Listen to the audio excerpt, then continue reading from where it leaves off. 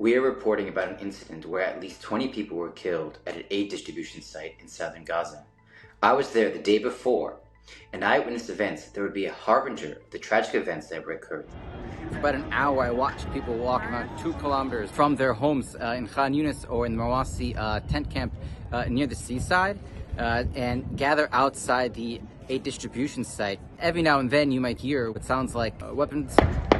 The Gaza Humanitarian Foundation, the group that runs this site, told the Wall Street Journal it had no record of guns being shot that day. But it was clear that already the crowd near the site was getting rowdy, even if people were walking to it slowly and calm. The moment that a few men managed to break through the site, all hell broke loose, very, very fast. Suddenly everyone began sprinting towards the aid distribution site, running as fast as they could. And everybody, as quickly as they could, grabbed the boxes of aid.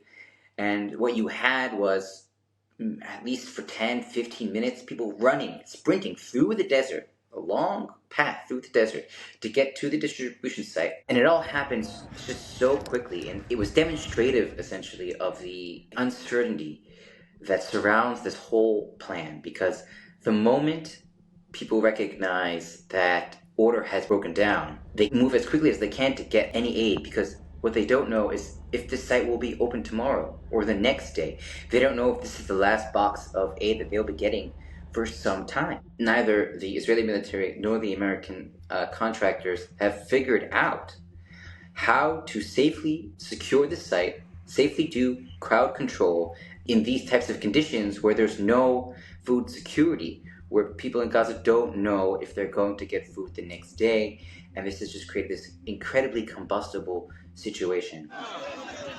In terms of the future, officially, there's no plans to roll back this private aid distribution program. In fact, my understanding is that the Israeli military wants to increase the aid distribution sites. They think this will help solve the problem because it will help solve the crowding issue. If there are more distribution sites, then there's less crowding and less of a chance of these violent incidents occurring. Ultimately, the issue of this aid distribution program, its fate will be decided in current ceasefire talks between Israel and Hamas. Right now, those two are engaged in very serious high-level talks to get at least a temporary ceasefire. And one of the main issues of contention here is what will happen to these private aid distribution programs. Will they be able to exist during the ceasefire?